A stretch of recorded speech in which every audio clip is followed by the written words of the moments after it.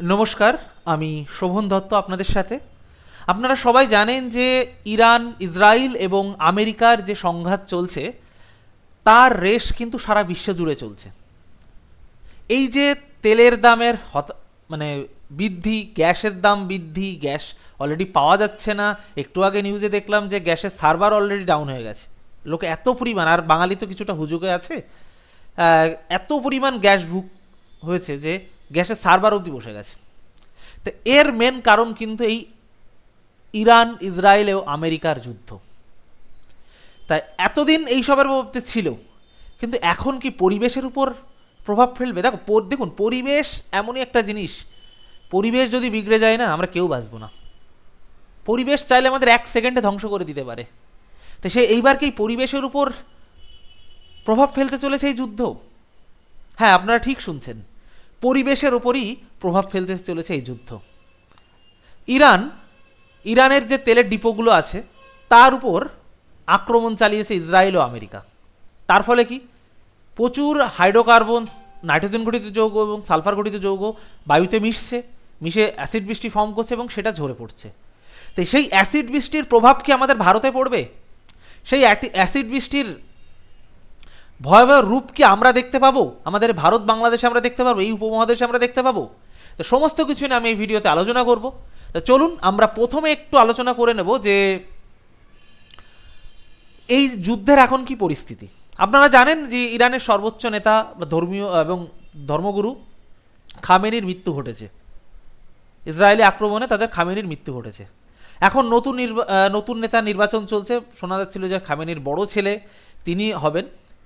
কিন্তু ইসরায়েল আবার বলে রেখেছে যে যাকেই তোমরা নেতা বানাবে তাকেই আমরা মারব, তাকেই টার্গেট করব। এবং ইরান আবার এর মধ্যে বলেছে যে ঠিক আছে, গালফ কান্ট্রি অ্যাটাক করে যদি আমাদের ইয়ে করে যদি আমাদের আক্রমণ না করে আমরা কিছু বলবো না। ইরান এটা বলেছে যে গালফ কান্ট্রি যেগুলো আছে সেই গালফ কান্ট্রিগুলোকে যদি ব্যবহার করে আমাদের আক্রমণ না করলে আমরা কিছু বলবো না। কিন্তু ইরান আবার কি করেছে, কুয়েতের একটা টাওয়ারে আক্রমণ চালিয়ে বসে আছে। আবার ট্রাম্প এদিকে বিবৃতিতে জানাচ্ছে যে আমরা যুদ্ধ জিতে গেছি, কোনো যুক্তরাষ্ট্রের সহায়তার প্রয়োজন নেই। যে যুক্তরাষ্ট্রের বিমান ঘাঁটি এসব অসম্মতি জানালো। পরবর্তীতে দেখা যাচ্ছে যে নৌবাহিনী যুদ্ধজাহাজ পাঠিয়ে সহায়তার সিদ্ধান্ত নিয়েছে যুক্তরাষ্ট্র। মোটামুটি যুদ্ধ এখন এই পর্যায়ে আছে।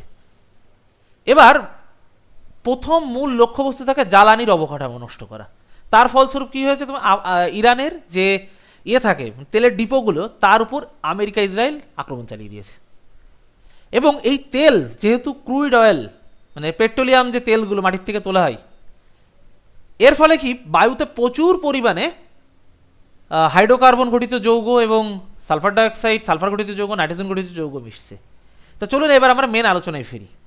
যেটা বলছিলাম, এই যে তেলের ডিপোতে যখন আক্রমণ হয়েছে তখন এখান থেকে প্রচুর পরিমাণে হাইড্রোকার্বন, এগুলো তো এক প্রকার হাইড্রোকার্বন না, হাইড্রোজেন ও কার্বন সম্বন্ধিত যে যৌগগুলো, তো এই অপরিশোধিত তেল যাতে ক্রুড অয়েল বলা হয়, তো এইগুলো পড়ার ফলে, এগুলো আক্রমণের ফলে তো এগুলো পুড়েছে এক কথায়।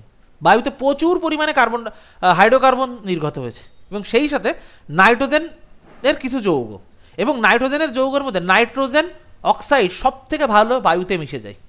এবং সালফারের যে যৌগ, সালফার ডাইঅক্সাইড বা সালফার অক্সাইড যেগুলো আছে, এগুলোও বায়ুতে প্রচুর পরিমাণে মিশেছে এবং এইগুলোই মেন কিন্তু অ্যাসিড বৃষ্টি ফর্ম করে। তো চলুন আমরা এবার দেখে নিই অ্যাসিড বৃষ্টি কীভাবে হতে পারে। দেখুন, এই যে বায়ুতে এই যে তেলের ডিপো আক্রমণের ফলে ইরানের কি হয়েছে, বায়ুতে প্রচুর পরিমাণে এই যে তেলগুলো পোড়ার ফলে বায়ুতে প্রচুর পরিমাণে hydrocarbon, sulphur dioxide, sulphur dioxide, nitrogen ঘটিত বিভিন্ন যৌগ নির্গত হয়েছে। নির্গত হওয়ার পরে কী করেছে, এগুলো বায়ুর দূষিত বিভিন্ন পদার্থের সাথে মিশে এরা মেঘের ফর্ম তৈরি করেছে। এবং বায়ুতে জলীয় বাষ্প থাকে, এই বায়ুর জলীয় বাষ্পতে সালফার ঘটিত যৌগ, নাইট্রোজেন ঘটিত যৌগ বিক্রিয়া করে সালফিউরিক অ্যাসিড, সালফিউরাস অ্যাসিড,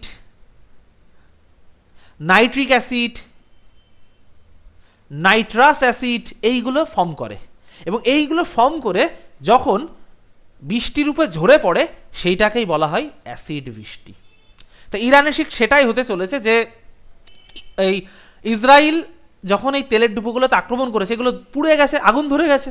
তার ফলে কি ভেতরে থাকা তেলগুলো দহন হয়েছে, ভিতরে থাকা তেলগুলো পুড়েছে তারপরে কি বায়ুতে এই যৌগগুলো মুক্ত হয়েছে এবং এরা বায়ুর জলীয় বাষ্পের সাথে বিক্রিয়া করে এই sulphuric acid, sulphuric acid, nitric acid, nitrous acid এইগুলো উৎপন্ন করে বৃষ্টি রূপে ঝরে পড়েছে। তার জন্য এই পরিস্থিতির কারণে ইরানের কর্তৃপক্ষ কিন্তু জনগণকে সম্পূর্ণভাবে ঘরের ভেতরে থাকার নির্দেশ দিয়েছে, কারণ এগুলো তো অ্যাসিড এক প্রকার, এগুলো মানে প্রচুর ক্ষতি করে শরীরে, আমরা সেটা সম্পর্কে আলোচনা করব। তো এই মেঘ থেকে ভারী বৃষ্টি হতে এবং সাধারণত জল না, এটা ক্ষতিকার এক প্রকার অ্যাসিড, যেটা আপনারা দেখতে পাচ্ছেন। তাহলে এটাই হলো মূলত অ্যাসিড বৃষ্টি, এইভাবে অ্যাসিড বৃষ্টি ফর্ম করে। এবার ইরানের যারা জনগণ তাদেরকে কিন্তু সেখানকার গভর্নমেন্ট বলেছে যে আপনারা ঘরে থাকুন, আপনারা বেরোবেন না। এবার এই অ্যাসিড বৃষ্টি আমাদের মানব শরীরে কতটা ক্ষতি করে সেটা জানতে হবে। অ্যাসিড বৃষ্টি তো এটা তো জল না, আমরা হয়তো জলের মতো দেখছি, সালফিউরিক অ্যাসিডও দেখতে জলের মতোই লাগে। তো এই অ্যাসিড বৃষ্টি, অ্যাসিড গায়ে পড়লে চামড়া পুড়ে যাবে, স্কিনের বিভিন্ন ডিজিজ হতে পারে, স্কিন ক্যান্সার এরকমও ধারণ করতে পারে। তারপরে শ্বাসযন্ত্র, কারণ এটা তো বায়ুর সাথে মিশে যাচ্ছে এই যৌগগুলো, তাহলে যখন বায়ুর সাথে মিশছে তখন আমরা যখন মানে সেখানকার লোকজন যখন শ্বাসের মাধ্যমে গ্রহণ করছে সেটা কি মানুষের ফুসফুসে যাচ্ছে। তো এটা ফুসফুসে প্রবেশ করার ফলে শ্বাসকষ্ট, হাঁপানি, ব্রঙ্কাইটিস, নিউমোনিয়া এইসব মারাত্মক রোগ হতে পারে। দূষিত কণার প্রভাবে হার্ট অ্যাটাকের মতো চরম ঝুঁকি থাকতে পারে। তার জন্য ইরান গভর্নমেন্ট মানে সেখান থেকে জানানো হয়েছে, তাদের যে সিভিলিয়ান আছে তাদেরকে জানানো হয়েছে যে আপনারা ঘরের থেকে বেরোবেন না। এবার আসছে কি সোশ্যাল মিডিয়া আতঙ্ক এবং বাস্তবতা, অর্থাৎ গুজব বনাম বাস্তবতা। দেখুন, ভারত বা আমাদের ভারতীয় উপমহাদেশে এই আবহাওয়া আসার চান্স 0.01% আছে কিনা সন্দেহ। কেন? আমি একটু পরে আপনাদের সেটা আলোচনা করব। কারণ ইরান এবং ভারতের মাঝখানে বিস্তর দূরত্ব এবং মাঝখানে আরব সাগর আছে। আরব সাগরের উপরে যখন আবহাওয়া আসবে তখন জলীয় বাষ্প কালেক্ট করবে। তারপরে কি এই এতটা মানে কোনো ভয়াবহতার কারণ আমাদের নেই। কিন্তু এটা ঠিক, এই অরাজকতার ফলে দ্রব্যমূল্যের দাম বাড়বে, জ্বালানি তেলের দাম যদি বাড়ে সমস্ত কিছুর দাম বাড়ে, সমস্ত কিছুর দাম বাড়ে। কারণ একটা যাতায়াতের ট্রাভেলিংয়ের একটা বিষয় আছে না, এইসব জিনিসপত্রের দাম বাড়বে। তারপরে এই যে গ্যাসের জন্য হাহাকার পড়েছে এগুলো হবে। কিন্তু এই যে অ্যাসিড বৃষ্টির কথা এটা কিন্তু গুজব। তা সোশ্যাল মিডিয়ায় তীব্র আতঙ্ক ছাড়িয়েছে যে ভারত ও বাংলাদেশে অ্যাসিড বৃষ্টি হবে না, এর কোনো কারণ নেই, এখনও অবধি নেই। তা বিভিন্ন আবহাওয়াবিদ যারা আছেন তারা বলছে না, ভারতের যে ভৌগোলিক অবস্থা সেই ভৌগোলিক অবস্থার জন্য 0.01% চান্স আছে কিনা সন্দেহ। বুঝলেন? এবার আসছে কি তোমার আমাদের যে ভৌগোলিক অবস্থা, এই যে ইরান, এই যে ইরান, এই যে আমরা এবং বাংলাদেশ, আমরা আমাদের ভারত, তাহলে এর মাঝখানে কি দেখুন অ্যারাবিয়ান সি অনেকটা জায়গা জুড়ে যখন এই যে মেঘগুলো এর মধ্যে যে ট্রাভেল করবে এখান থেকে প্রচুর জলীয় বাষ্প কালেক্ট করবে, তারপরে এটা থাকবে না। বুঝতে পারছেন? প্রাকৃতিক মানে মানে কি বলবো ন্যাচারাল পিউরিফায়ার হিসেবে এই সমুদ্র কাজ করবে। মাঝখানে রয়েছে পাকিস্তান, আরব সাগর দূষিত হয়ে এই বিশাল সমুদ্রের ওপর দিয়ে আসার কারণে প্রাকৃতিকভাবেই অনেকটা পরিশুদ্ধ হয়ে যাবে, পিউরিফাই হয়ে যাবে এবং ক্ষতিকর কণাগুলো দূরে পৌঁছাতে পারবে না। ইরান, ভারত ও বাংলাদেশের ভৌগোলিক দূরত্ব অনেকটা বেশি, তার ফলে এই অ্যাসিড বৃষ্টির চান্স আমাদের এখানে নেই। তার জন্য বলবো গুজবে কান দেবেন না, সরাসরি তথ্য জানুন, আপডেট থাকুন, বিভিন্ন বিষয় সম্পর্কে জানতে হবে। ওই কান চিলে নিয়ে গেল, এখন ওই চিলের পিছনে না দৌড়িয়ে নিজের কানটাকে হাত দিয়ে দেখুন আছে কি না। তার জন্য গুজবে কান দেবেন না, সঠিক তথ্য কি সেটা জানবেন। সরকারি বিভিন্ন ওয়েবসাইট আছে, নিউজ চ্যানেল আছে, সেগুলোর উপরে নজর রাখুন। কেমন? তা আমি আশা করি আপনাদেরকে বোঝাতে পারলাম।